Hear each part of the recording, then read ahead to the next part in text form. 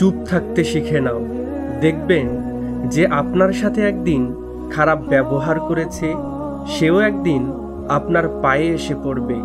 যেখানে সবাই নিজেকে জ্ঞানী মনে করে, সেখানে শান্ত থাকাই বুদ্ধিমানের কাজ।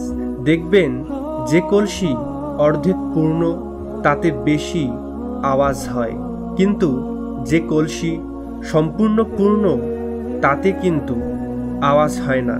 অপরাধ না করেও যখন অপরাধী হয়ে যাবে, তখন চুপ থাকাটাই সবচেয়ে ভালো। কারণ চিৎকার করে কখনো নিজেকে নির্দোষ প্রমাণ করা যায় না। সবচেয়ে শক্তিশালী ও প্রভাবশালী অস্ত্র হলো নীরবতা। তাই লাফিয়ে ঝাঁপিয়ে ঝগড়াঝাটি করেও যেখানে কাজ হয় না, সেখানে এই অস্ত্র খুব বেশি কাজ করে। নীরবতা অনেক কথাই বলে, সেই কথা কান দিয়ে নয়, মন দিয়ে শুনতে হয়। যদি বলার মতো সুন্দর কিছু না থাকে, তাহলে চুপ থাকাই সবচেয়ে ভালো। সব কথার জবাব দিতে নেই, সম্মান বাঁচাতে কখনো কখনো নীরব থাকতে হয়। নীরবতা পৃথিবীর সবচেয়ে বড় চিৎকার, যেটা বোঝার ক্ষমতা সবার থাকে না। জ্ঞানী লোকেরা সব সময় চুপ থাকে না, কিন্তু তারা জানে কখন চুপ থাকতে হয়। তোমার কণ্ঠ, তোমার নাম বিশ্বকে জানিয়ে দেবে, কিন্তু তোমার নীরবতা আর সংগ্রাম তোমাকে তোমার পরিচয় দেবে। একজন মূর্খ লোককে তার কথাবার্তা দ্বারা এবং একজন জ্ঞানী ব্যক্তিকে তার নীরবতা দ্বারা চেনা যায়। জীবনে যত বড় হবে, তত বুঝতে পারবে যে কোনো কিছু নিয়ে তর্ক করার চেয়ে নীরব থাকাই উত্তম।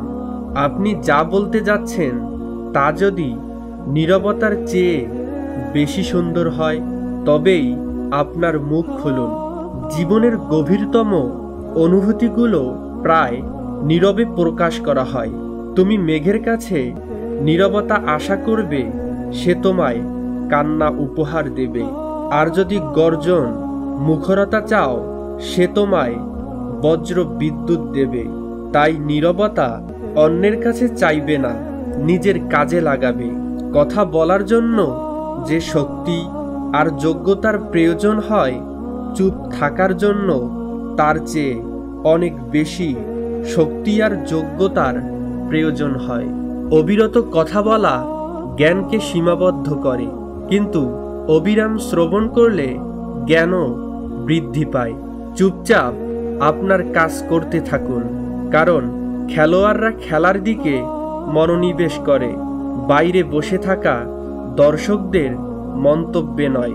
এমন নয় যে জ্ঞানী ব্যক্তি কথা বলতে জানে না, তিনি নীরব থাকেন, কারণ তিনি জানেন কোথায় কথা বলতে হবে।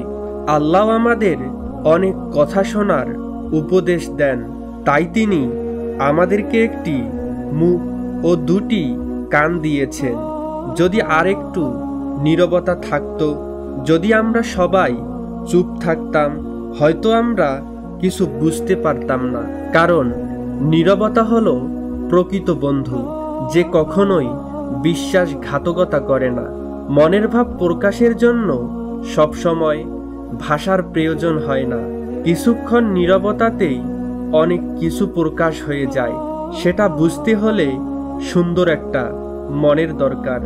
সমাজ যেখানে নীরব থাকা উচিত, সেখানে কথা বলে, এবং যেখানে কথা বলা প্রয়োজন, সেখানে নীরব থাকে।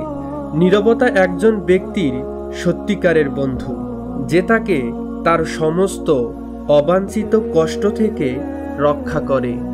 আমাদের কথাগুলো যদি আপনাদেরকে ভালো লাগে, তাহলে অবশ্যই আমাদের চ্যানেলটি সাবস্ক্রাইব করে আমাদের পাশে থাকবেন। আল্লাহ হাফেজ।